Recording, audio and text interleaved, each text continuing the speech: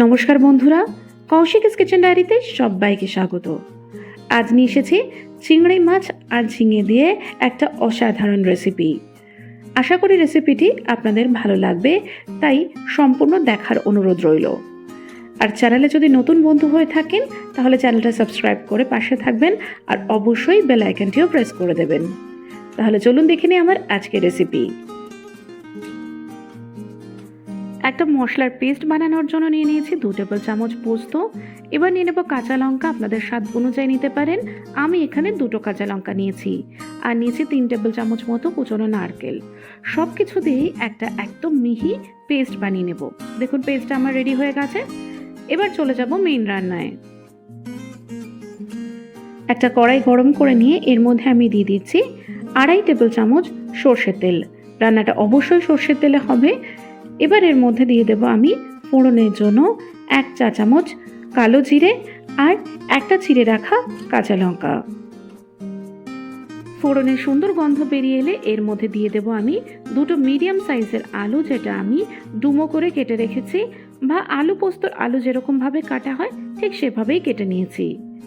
আলুটাকে হালকা ভেজে নেব। লাল লাল করে ভাজার কিন্তু কোনো দরকার নেই, জাস্ট 2 থেকে 3 মিনিট আমি মিডিয়াম ফ্লেমে আলুটাকে ভেজে নিচ্ছি। আলুটা দেখুন ভাজা হয়ে গেছে।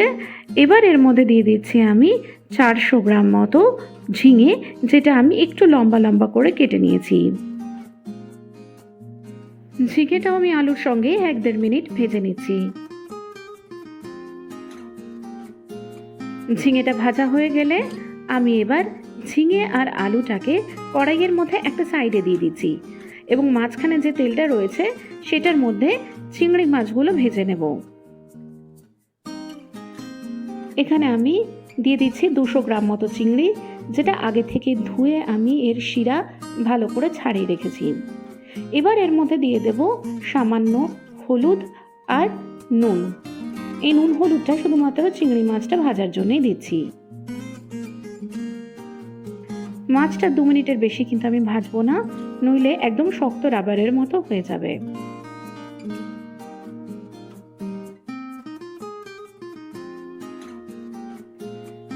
চিংড়িটা ভাজা হয়ে যাওয়ার পর আমি ঝিঙে আর আলুর সঙ্গেই চিংড়ি মাছটা একটু নাড়াচাড়া করে নিচ্ছি। এবার এর মধ্যে আমি দিয়ে দেব লাল লঙ্কার গুঁড়ো, কারণ হলুদ গুঁড়ো আমি আগেই দিয়ে দিয়েছি।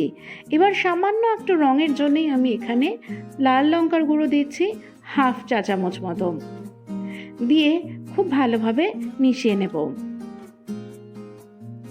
এই রান্নাটা করতে কিন্তু খুব বেশি সময় লাগে না আর খেতেও খুব সুস্বাদু হয়। এবার 2-3 মিনিট আমি এটাকে ঢেকে রান্না করে নেব।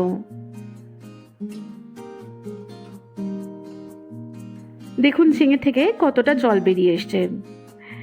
এবার আমি আগে থেকে যে মশলাটা বানিয়েছিলাম নারকেল, পোস্ত আর কাঁচা লঙ্কা দিয়ে, সেই মশলাটা এর মধ্যে দিয়ে দিচ্ছি। মশলাটার সাথে আমি এই মশলার বাটিতে যেটুকু লেগে আছে সেটা ধুয়ে একটু জলও দিয়ে দিচ্ছি।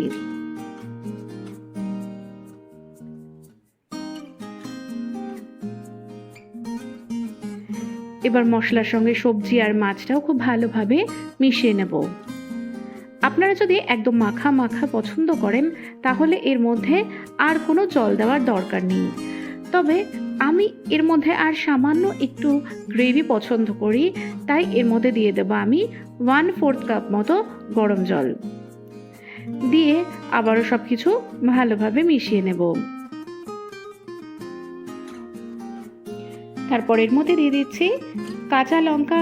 আমি এখানে 2টো চিড়ে রাখা কাঁচা লঙ্কা দিয়ে দিলাম, দিয়ে সব কিছু খুব ভালোভাবে মিশিয়ে নিয়ে আমি এটা ঢাকনা দিয়ে ঢেকে দেব 4 থেকে 5 মিনিটের জন্য। এমনিতেই কিন্তু সবজি আমাদের অনেকটাই সেদ্ধ হয়ে গেছে, তাই খুব বেশি সময় কিন্তু লাগবে না।